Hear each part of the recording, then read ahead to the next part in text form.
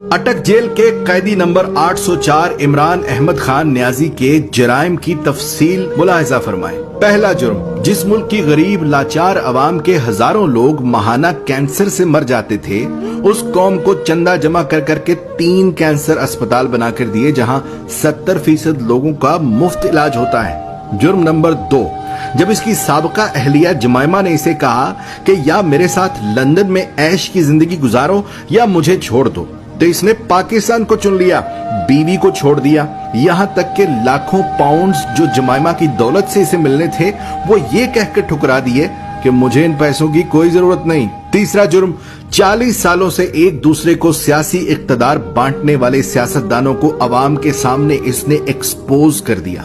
بچے کو سمجھ آ گئی کہ یہ لوگ عوام کو بے وقوف بنا کر باریاں لیتے رہے اور ملک کو تباہ و برباد کر دیا، اور جب اسے بار بار کہا گیا کہ تم بھی آؤ اسی نظام کا حصہ بن جاؤ، آؤ تیسری باری لیتے رہو، تو اس نے کھل کر انکار کر دیا کہ اس ملک و قوم کو لوٹنے والوں کے ساتھ اتحاد نہیں کروں گا۔ چوتھا جرم، اس نے اپنے اقتدار کے دوران مسلم دنیا کو اکٹھا کرنے کی جسارت کی، حرمت رسول صلی اللہ علیہ وآلہ وسلم کا مقدمہ عالمی برادری کے سامنے رکھ دیا اور دنیا کو مجبور کر دیا کہ وہ ہمارے نبی پاک صلی اللہ علیہ وآلہ وسلم کی شان میں گستاخی کرنے والوں کو پاگل قرار دیں، اور اس کی تو قرارداد بھی پاس کروا لی۔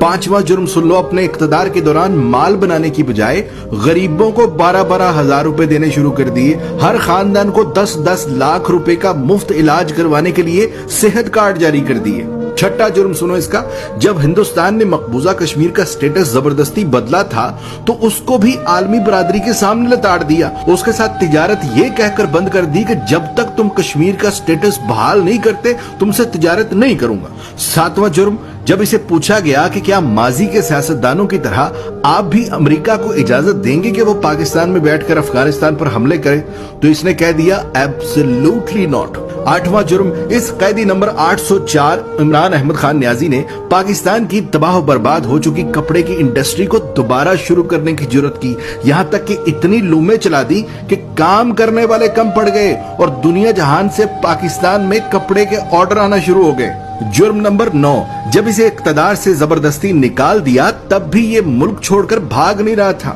حالانکہ بار بار کہا گیا کہ چلے جاؤ یہاں سے ورنہ انجام برا ہوگا، مگر اس نے کہا کہ کوئی اپنا گھر بھی چھوڑ کر کہیں جاتا ہے اور پاکستان کو ہی اپنا جینا مرنا سمجھ لیا۔ 10واں جرم، جب اسے کہا گیا کہ باقی سیاستدانوں کی طرح تم بھی مغرب کو زمینی خدا مان لو، جان چھڑا لو اور ان کے آگے سر جھکا لو، تو اس نے نہ صرف خود انکار کر دیا بلکہ اپنی قوم کو بھی یہی سکھانے لگا کہ جھکنا صرف رب کے آگے ہے، کسی انسان کے آگے نہیں جھکنا۔ جرم نمبر 11، جہاں نئے سینما گھروں کی ضرورت تھی وہاں اس نے رحمت للعالمین اکیڈمی بنا دی، جہاں اسکولوں میں ڈانس ٹیچر، میوزک ٹیچر بھرتی کرنے تھے وہاں اس نے اسکولوں میں یکساں نصاب اور قرآن و حدیث کی کتابیں لازمی قرار دے دی۔ 12واں جرم سنو، اس نے غریب اور امیر کے لیے ایک جیسا انصاف مانگنا شروع کر دیا، کہنے لگا غریب کا بھی اتنا ہی حق ہے جتنا امیر کا ہے۔ جرم نمبر 13، PIA کا جو امریکہ میں روز ویلٹ ہوٹل ہم نے اب گروی رکھا ہے، یہ اسے 2 سال پہلے آزاد کروا کے قومی اثاثوں میں شمار کر رہا تھا۔ 14واں جرم سنو، یہ اوورسیز پاکستانیوں سے لاڈ کرتا تھا، انہیں ایک باپ کی طرح سہولیات دینا شروع کر دی تھی۔ بیرون ملک وفات پانے والے اوورسیز پاکستانیوں کا جسد خاکی پاکستان لانے سے لے کر تدفین تک کا سارا خرچ بیت المال سے دینے لگا۔ بیرون ملک جیلوں میں قید پاکستانیوں کو آزاد کرا کر پاکستان لا رہا تھا، اور یہاں تک کہ اوورسیز پاکستانیوں کو ووٹ ڈالنے کا حق دینے لگا تھا۔ جرم نمبر 15، اس نے اپنے ہر اس ساتھی کو چھوڑ دیا جس نے کرپشن کی، جہانگیر ترین جیسے دوست کو بھی کرپشن کا مال بنانے پر خود سے الگ کر دیا اور تا حیات سیاست سے نااہل کروا دیا۔ قیدی نمبر 804 عمران احمد خان نیازی کے جرائم کی تفصیل بہت لمبی ہے، لہذا بقیہ جرائم سننے کے لیے دوسری ویڈیو ملاحظہ فرمائیں۔